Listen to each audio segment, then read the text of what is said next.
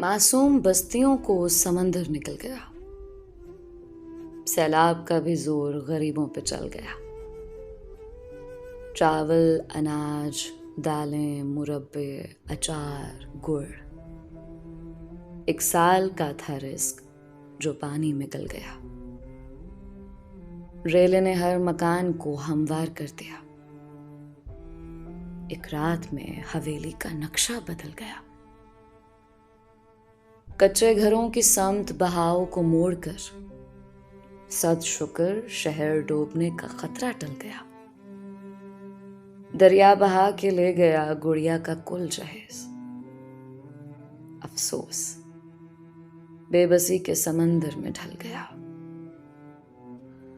आकाश सभी जानवर बन जाते मछलियां। बेबस मवेशी देख के पत्थर पिघल गया। इन कश्तियों के नीचे कई लोग रहते हैं।